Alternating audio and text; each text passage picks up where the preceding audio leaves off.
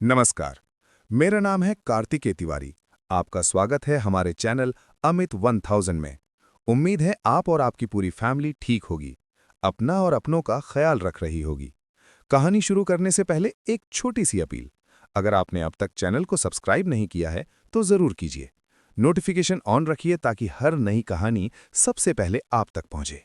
Black tiger, वो साया जो कभी तिरंगे में नहीं लिपटा। वो एक साया था जो कभी तिरंगे में नहीं लिपटा, लेकिन जिसकी हर धड़कन तिरंगे के लिए धड़कती रही।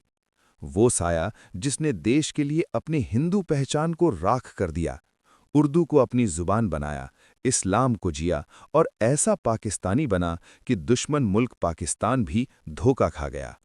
वो भारत का सबसे खतरनाक जासूस था, एक ऐसा जासूस जो पाकिस्तान की सेना में घुसकर मेजर बन गया, जिसकी दी हुई खुफिया जानकारियों के चलते भारत कई बार पाकिस्तान के हमलों से बचा। कई युद्ध योजनाएं नाकाम हुईं और माना जाता है कि उसकी वजह से 20,000 से ज्यादा जिंदगियां बचीं। लेकिन वो कभी हीरो नहीं बना, कभी सैनिक नहीं कहलाया, कभी तगमे नहीं मिले, कभी उसकी बहादुरी के गीत नहीं गाए गए। वो एक अदृश्य वजूद रहा, जिसने देश के लिए अपनी पूरी जिंदगी, अपनी पहचान, अपना परिवार, अपने माँ बाप सब कुछ कुर्बान कर दिया और फिर भी गुमनामी के अंधेरे में खो गया। ब्लैक टाइगर की शुरुआत। ये कहानी है रविंद्र कौशिक की, जिसे प्रधानमंत्री इंदिरा गांधी ने ब्लैक टाइगर का नाम दिया था। ये कहानी फिल्म राजी से कहीं ज्यादा खौफनाक, ज्यादा सच्ची और ज्यादा दर्दनाक है। साल 1952, राजस्थान के श्री गंगानगर में एक साधारण पंजाबी परिवार में रविंद्र का जन्म हुआ। बचपन से ही उसकी आंखों में कुछ कर गुजरने की चमक थी। उसे नाटक का शौक था।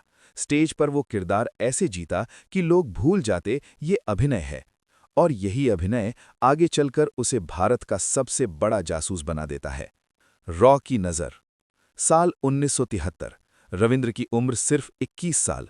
रॉ के एक अधिकारी की नज़र उस पर पड़ी। उसकी संवाद अदायगी, उसकी हाजिर जवाबी और उसकी आंखों में देशभक्ति की आग। रॉ ने उससे पूछा, क्या तुम देश के लिए जासूस बनोगे?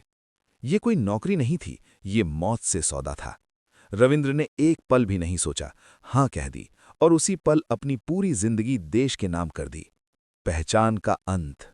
दिल्ली के एक गुप्त ठिकाने पर 2 साल तक उसे ऐसी ट्रेनिंग दी गई कि एक आम इंसान शायद टूट जाता। उर्दू उसकी जुबान बन गई, इस्लाम उसकी पहचान, पाकिस्तानी संस्कृति उसकी रगों में उतर गई। उसकी हिंदू पहचान लगभग मिटा दी गई और एक नया इंसान गढ़ा गया, नबी अहमद शाकिर। उसे सिखाया गया भावनाओं को मारना, खतरे को गले लगाना, और सबसे कठिन बात, एक जासूस का कोई परिवार नहीं होता। माँ से आखिरी मुलाकात, पिता का आशीर्वाद, और रविंद्र एक साया बन गया पाकिस्तान के दिल में। साल 1975, रविंद्र अब नबी अहमद शाकिर बनकर पाकिस्तान पहुंचा। कराची यूनिवर्सिटी में LLB की पढ़ाई, फिर पाकिस्तानी सेना में भर्ती, और इतिहास का सबसे बड़ा झटका, भारत का जासूस पाकिस्तान की सेना में मेजर बन चुका था। मेजर नबी अहमद शाकिर, पाकिस्तान का भरोसेमंद अफसर और भारत का ब्लैक टाइगर। खुफिया युद्ध। हर दिन हर पल भारत को सूचनाएं जाती रहीं, सैन्य योजनाएं, हथियारों की तैनाती, युद्ध की रणनीतियां। 1979 से 1983 के बीच पाकिस्तान की कई युद्ध योजनाएं नाकाम हुईं। माना जाता है 20,000 भारतीयों की जान बची। मोहब्बत जो अभिशाप बन गई। इसी दौरान रविंद्र को प्यार हुआ, एक पाकिस्तानी आर्मी अफसर की बेटी अमानत से। शादी हुई, एक बेटी हुई, लेकिन उसे कभी नहीं बताया गया कि वो असल में कौन है। उसका पहला प्यार देश था। गिरफ्तारी और यातना। 1983, रॉ की एक गलती, एक नया कम प्रशिक्षित एजेंट पकड़ा गया और रविंद्र का राज खुल गया। एक रात उसके घर पर पाकिस्तानी सेना पहुंची। अमानत और बेटी के सामने उसे हथकड़ियां पहनाई गईं। इसके बाद जो हुआ वो इंसानियत से परे था।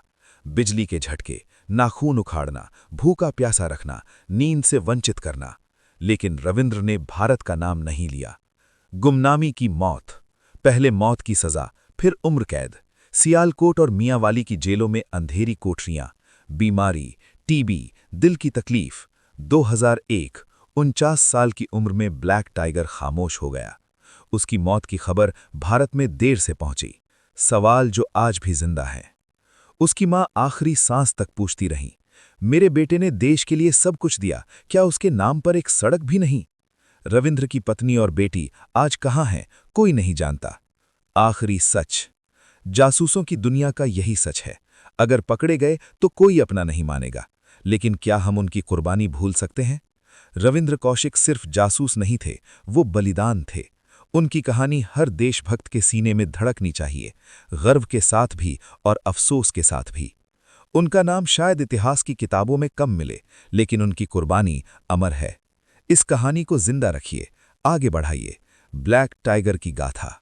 जय हिंद, जय भारत।